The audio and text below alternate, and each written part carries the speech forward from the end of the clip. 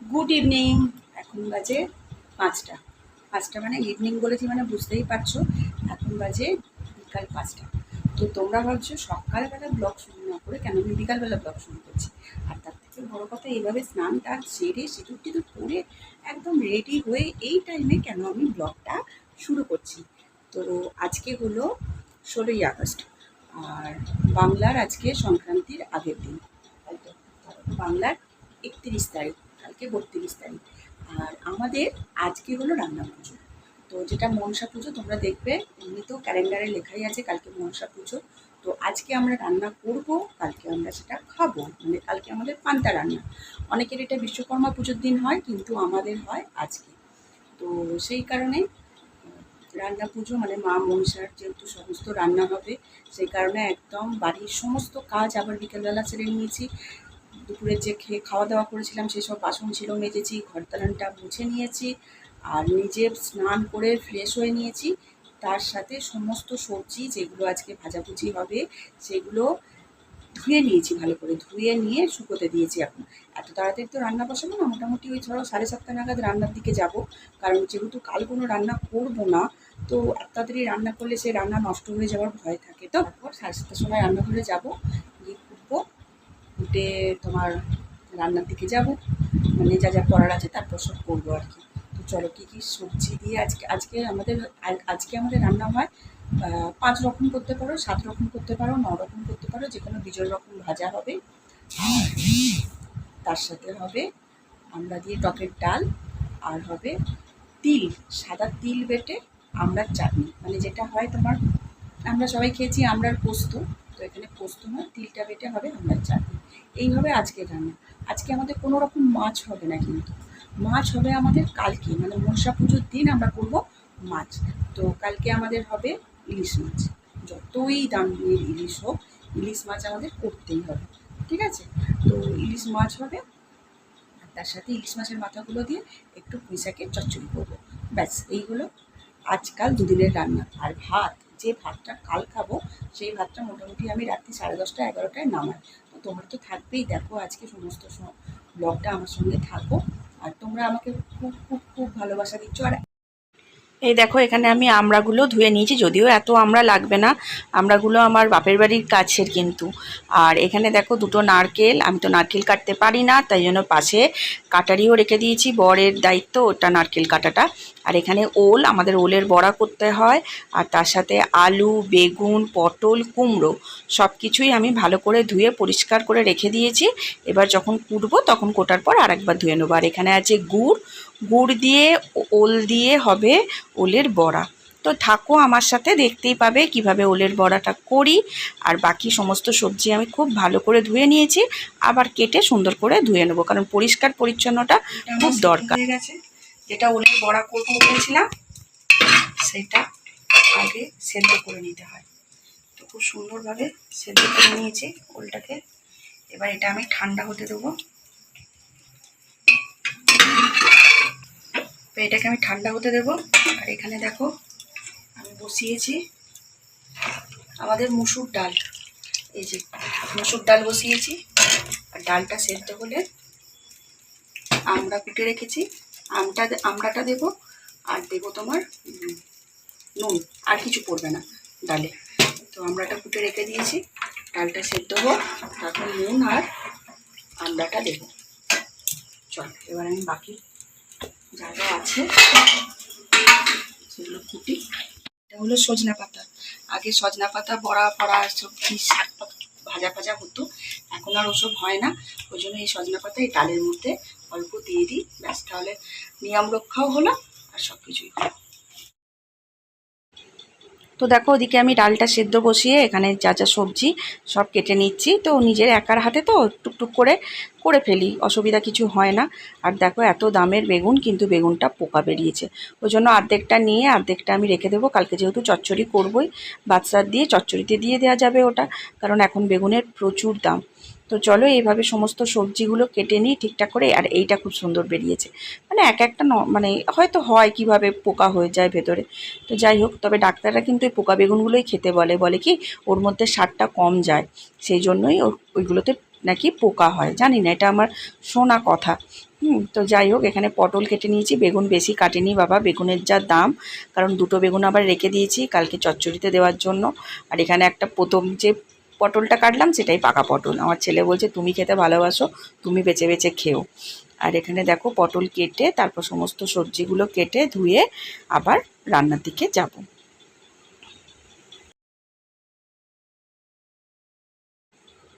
তো দেখো সমস্ত সবজি কাটা হয়ে গেছে, সুন্দর করে কেটে নিয়েছি।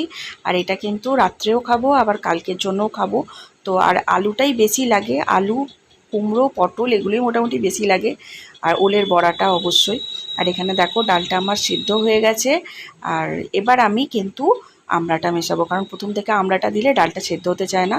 তো লবণটা দিয়ে খুব ভালো করে ডালটা নাড়াচাড়া করে নিলাম, কারণ আমাদের ডালের মধ্যে কিন্তু তেল পড়বে না, শুধু আমড়া দিয়ে লবণ দিয়ে আর এই সজনা পাতাটা বললাম না নিয়ম আছে, ওই জন্য সজনা পাতাটা দিতে হয়। তো সজনা পাতাটাও দিয়ে দিলাম, আর এখান থেকে আমড়াগুলোও সব কটা দিয়ে দিলাম।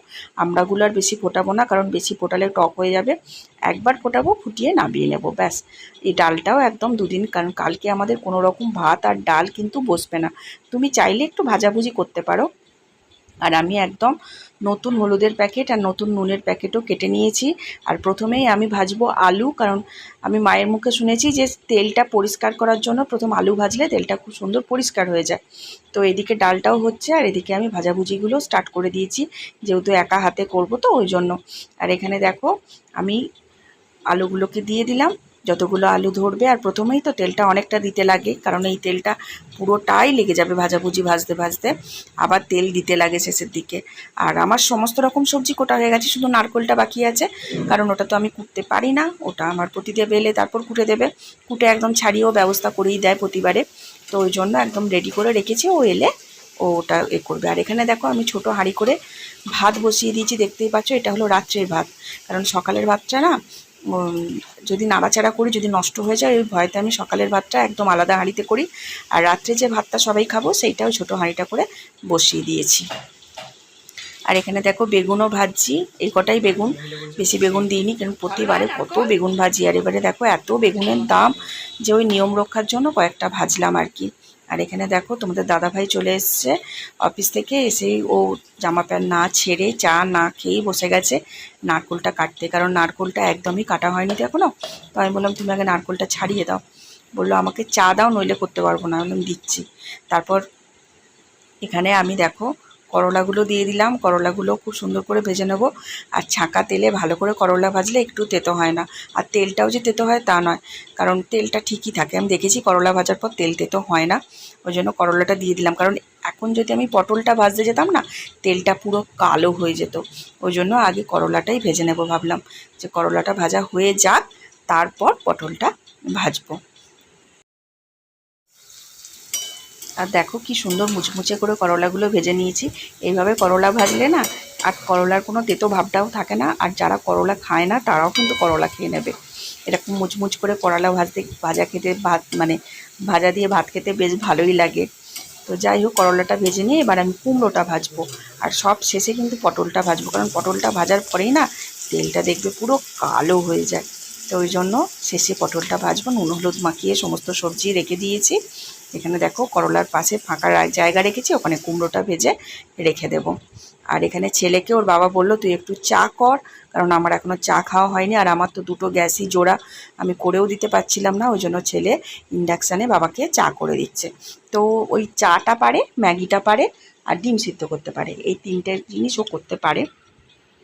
তো যাই হোক, সব কিছুই সবাইকে শেখানো উচিত, কারণ কখন কিভাবে কার কোনটা কাজে লাগবে কেউই জানে না। তো সেই কারণেই আর কি। আর এখানে দেখো আমি ওলের বড়াটা করব, ওলটাকে আগে খুব সুন্দর করে মেখে নিয়েছি, তারপর তার মধ্যে দিয়েছি আটা। এই আটাটা কিন্তু একদম নতুন আটা, মানে সংসারে ব্যবহার করা আটা নয়, আলাদা করে সরিয়ে রাখা হয় সেই আটাই দিতে হয়। আর এখানে অল্প লবণ দিচ্ছি টেস্টের জন্য, আর দেব আখের গুড়। আখের গুড় কিন্তু বেশি দিলে হবে না, তাহলে কিন্তু বড়া ভাজার পর আর তোলা যাবে না তেল থেকে, একদম পরিমাণ মতো আখের গুড় দিতে হবে। আখের গুড় দিয়ে খুব ভালো করে এবার মেখে নেবো, একদম যেভাবে আলু ভাতে মাখা হয় না, কোনো দলা ভাব থাকে না, একদম খুব সুন্দরভাবে আলু ভাতেটা মাখা হয়, ঠিক সেরকমই আলু ভাতেটার মাখার মতোই এখানে কিন্তু ওলের বড়াটা মাখবে। মাখলে তারপরেই ব্যাস, আর কিছু না। এবার সব শেষে আমি ওলের বড়াটাই ভাজি। তো ওটা মেখে রেখে দেবো, তারপর সব শেষে আমি ওলের বড়াটা ভাজবো। আর এইভাবে ওলের বড়া ভেজে তুমি যদি কাউকে দাও, কেউ ধরতেই পারবে না যেটা তুমি ওলের বড়া ভেজে মানে দিয়েছো। সবাই ভাবে তালের বড়া খাচ্ছি, এত সুন্দর খেতে হয় এটা। আর এখানে দেখো সমস্ত মোটামুটি ভাজা হয়ে গেছে। এবার পটলটা ছাড়ছি। পটলটা সুন্দর করে ভেজে নিয়ে তারপর আমি যে অল্প তেল বেঁচে থাকবে তাতে আমি নারকেলটা ভাজবো, কারণ নারকেলের জন্য বেশি তেল লাগে না। আর এখানে দেখো আমি আমড়া দিয়ে যে আমাদের চাটনিটা হয় বললাম, এতে নুন মিষ্টি সবই পড়বে। আর সাদা সাদা তিল বেটে এর মধ্যে দিতে হয়, তো সাদা তিল বেটেও আমি এর মধ্যে দিয়ে দিয়েছি।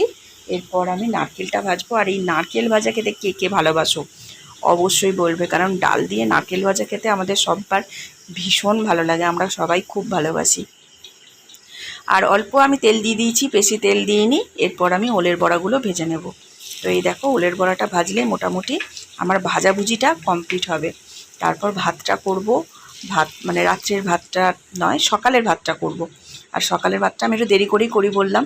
এখানে দেখো ডাল কমপ্লিট, এখানে ভাজাভুজি একদম 7 রকম ভাজাভুজি করেছিলাম, তো 7 রকম ভাজাভুজিও আমার কমপ্লিট হয়ে গেছে।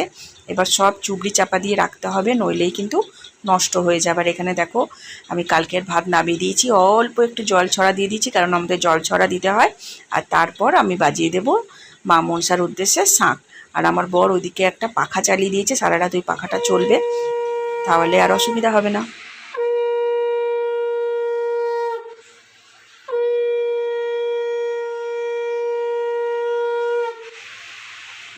যাকগে, তোমাদের শাঁখ বাজানোর আওয়াজ শুনে দেখালাম যে আমি শাঁখ বাজাতে পারি, কিন্তু হ্যাঁ আমি প্রক্সি দিচ্ছি না শাঁখ বাজানো। অ্যালেক্সাকে বলিনি যে তুমি আমার শাঁখটা বাজিয়ে দাও। তো যাই হোক, চলো এখানে আজকে সকালবেলা গুড মর্নিং দিয়ে আবার শুরু করলাম। এটার পরের দিন সকালবেলা দেখো ইলিশ মাছ বার করে নিয়েছি আমি। আর এখানে তোমার ইলিশ মাছের মুড়ো যেটা দিয়ে চচ্চড়িটা হবে সেটাও বার করে নিয়েছি। আর কয়েকটা ইলিশ মাছের টুকরো রেখে দিয়েছি, কারণ অন্য দিন হয়ে যাবে, শুধু শুধু এত করে তো লাভ নেই। তো যেরকম লোক নিমন্ত্রণ করছি সেই অনুযায়ী ইলিশ মাছ আমার নেওয়া হয়ে গেছে। আর এখানে দেখো সবজি, এই সবজিটা দিয়ে চচ্চড়ি হবে, এটা চচ্চড়ির সবজি। চচ্চড়ির সবজিটাকে খুব ভালো করে ধুয়ে নিয়েছি, ধুয়ে নিয়ে শাকটাও ধুয়ে নিয়েছি। এবার চলো আমার ছেলেকে খেতে দিয়ে দিই, কারণ ও যাবে আজকে স্কুলে, কারণ বুধবার ওদের স্কুল থেকে নিয়ে যাবে এক্সকারশানে। আর তার জন্য আজকে টাকা জমা দেওয়ার ব্যাপার আছে। তো আমি বললাম যা পান্তা ভাত খেয়ে যা, স্কুলে গিয়ে ঢুলবি। ও বললো আমাকে বেশি কিছু দেবে না, নারকেল ভাজা, আলু ভাজা আর ওলের বড়া দেবে। এই দিয়ে ওকে ভাত দিয়ে দিলাম, ও খেয়ে নিচ্ছে। আর এখানে দেখো ইলিশ মাছগুলো দেখতেই কি ভালো লাগে না, তো খাওয়ার পর তো সুন্দর লাগবে স্বাভাবিক। এখানে সর্ষে বাটবো, তার জন্য সর্ষের মধ্যে লবণ আর কাঁচা লঙ্কা দিয়ে নিলাম। দিয়ে এবার সর্ষেটাকে খুব ভালো করে বেটে নেব। আর ইলিশ মাছের সর্ষেটা আমি সবসময় ছেঁকেই দিই, তো ইলিশ মাছের সর্ষেটা আমি ছেঁকেও নেব। আর চচ্চড়ির যে সর্ষেটা সেটা আমি আলাদা করে রেখে দেবো, সেটা ছাঁকি না, সেটা এমনি দিয়ে দিই আর কি। তো দেখো এখানে ইলিশ মাছের সর্ষে ছেঁকে নিয়েছি, আর এটা চচ্চড়ির সর্ষে, দুটো আলাদা করে রেখে দিয়েছি। এবার চলো রান্না দুটো করলেই মোটামুটি আজকের মতো মানে দুদিনের রান্না আমার কমপ্লিট হয়ে যাবে। আর তারপর যখন যে আসবে তখন তাকে খেতে দেওয়া। আর ইলিশ মাছটা আমি কিন্তু কাঁচাই রান্না করব। আগে তেলটাকে একটু গরম করে নিয়েছি, তারপর ইলিশ মাছগুলোকে খুব সুন্দর করে সাজিয়ে নেব। সাজিয়ে নিয়ে এর মধ্যে যে সর্ষে বাটাটা ছেঁকে রেখে দিয়েছি সেই সর্ষে বাটাটা দেব, দিয়ে কাঁচা তেল দেব, লবণ দেব, আর যতটা পরিমাণ জল লাগবে ততটা পরিমাণ জল দেব। হলুদ কিন্তু আর দেবো না, কারণ হলুদ দেখো ইলিশ মাছের গায়ে একদম মাখানোই আছে, আর হলুদ দেওয়া দরকার লাগবে না। এতে যেটুকু মাছের ঝালের রং হওয়ার মাছের ঝালের রং হয়ে যাবে, কারণ ইলিশ মাছে বেশি হলুদ ভালো লাগে না দেখতে। তো দেখো আমি জলটা দিয়ে দিলাম, দিয়ে এবার পরিমাণ মতো লবণ দেব। আর কালকে তো জানোই আমি সমস্ত কিছু নতুন, হলুদ লবণ সব কিছু নতুন প্যাকেট কেটেই করছি, কারণ আমি দেখেছি শাশুড়ি মাকে যেটা, বা বিয়ের আগে মাকেও দেখেছি, তো সেইটাই আমি করি। আর এখানে দেখো বেশ খানিকটা কাঁচা তেল দিয়ে দিলাম, দিয়ে এবার ওপর থেকে কাঁচা লঙ্কাগুলোকে ফাটিয়ে দিয়ে দেব। তাহলে ইলিশ মাছের ঝাল, আর সবথেকে সহজ রান্না ইলিশ মাছ রান্না করা হলো সবথেকে সহজ। তুমি চোখ বুজে রান্না করলেও এটা খেতে টেস্ট হবেই, আর খেতেও টেস্ট হয়। আর সবথেকে সহজ রান্না, আমার তো ভীষণ ভালো লাগে এইভাবে ইলিশ মাছ রান্না করে খেতে। তো দেখো এখানে কয়েকটা কাঁচা লঙ্কাকে খুব ভালো করে ফাটিয়ে দিয়ে দিলাম, দিয়ে এবার নাড়াচাড়া করে চাপা দিয়ে দেবো। ব্যাস একটু ফুটলে একটুখানি পরেই কিন্তু একদম মাছ নরম হয়ে যাবে, কারণ ইলিশ মাছ তো এমনিতেই খুব নরম মাছ, একটু ফুটলেই নরম হয়ে যাবে। আর তারপরেই হয়ে যাবে ইলিশ মাছের কাঁচা ইলিশের ঝাল যেটাকে বলে। তো চলো কাঁচা ইলিশের ঝালটা কমপ্লিট করে ফেলি, তারপর তোমাদের সঙ্গে শেয়ার করব তোমার মাছের মাথা দিয়ে পুঁই শাকের চচ্চড়ি, মানে ইলিশ মাছের মাথা দিয়ে পুঁই শাকের চচ্চড়ি। মাছের মাথা বললে একটা কেমন লাগছে, ইলিশ মাছ বলতে হবে তাই না? তো চলো এখানে দেখো ইলিশ মাছের ফাইনাল লুকটা কীরকম হয়েছে আমার ইলিশ মাছের ঝাল, এই দেখো। আর খেতে দারুণ হয়েছিল, সবাই বলেছে দারুণ খেতে হয়েছিল। সবাই কি বলছিল বলো তো, যদি একটু গরম ভাত পাওয়া যেত না তাহলে ইলিশ মাছের ঝালটা দিয়ে খেতে আরও ভালো লাগতো।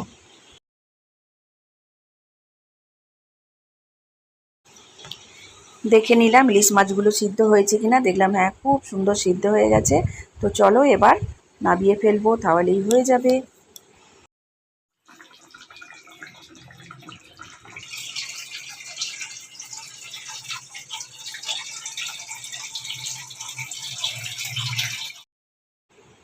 এবার দেখো এখানে মুড়োগুলোকে খুব ভালো করে ভেজে নিয়েছি, ভেজে নিয়ে 5 ফোড়ন, শুকনো লঙ্কা ফোড়ন দিয়ে পেঁয়াজটাকে খুব ভালো করে ভেজে নিয়েছি। পুঁই শাকের চচ্চড়ির মধ্যে আমি একটু পেঁয়াজ দিই, খেতে ভালো লাগে, তোমরাও দিয়ে দেখতে পারো। আর পুঁই শাকটাকে কিন্তু আমি সিটি মারিনি, শুধুমাত্র একটু ভাপে রেখে দিয়েছি। আর এখানে দেখো সবজিগুলোকে খুব সুন্দর করে পেঁয়াজের সাথে 5 ফোড়নের সাথে ভেজে নিয়েছি। এর মধ্যে এখনও পর্যন্ত কোনো রকম মশলা পড়েনি। এবার আমি সমস্ত রকম মশলা এর মধ্যে দিয়ে আর মাছের মাথাটাকেও দিয়ে দিয়েছি। এবার খুব ভালো করে নাড়াচাড়া করে পুঁই শাকটা মিশিয়ে দেবো, আর তার ওপর দিয়ে দেবো সর্ষে বাটাটা। ব্যাস, এইভাবে তোমরা কেউ পাঁচমিশালি ইলিশ মাছের তরকারি মাথা দিয়ে না তরকারিও করতে পারো। আর এখানে দেখো সর্ষে বাটাটা দিয়ে দিয়েছি একদম শেষে। এবার খুব ভালো করে নাড়াচাড়া করে ইলিশ মাছের চচ্চড়িটা নামিয়ে নেব। আর আজকে ইলিশ মাছের চচ্চড়িটা দেখিয়ে আমি কিন্তু আমার ব্লগটা এন্ড করলাম। সবাই খুব ভালো থেকো, সুস্থ থেকো। আর আমি যেহেতু ব্লগ করি, আর সেই ব্লগ করাটা যেহেতু কেউ জানে না আমার বাড়ির, আমার হাজব্যান্ড আর আমার ছেলে ছাড়া, তাই আমি কে এলো বাড়িতে আর দেখাতে পারলাম না, কারণ তাদের মনে প্রশ্ন জাগতেই পারে। তো সেই কারণে আর দেখাতে পারলাম না। তো চলো আজকের মতো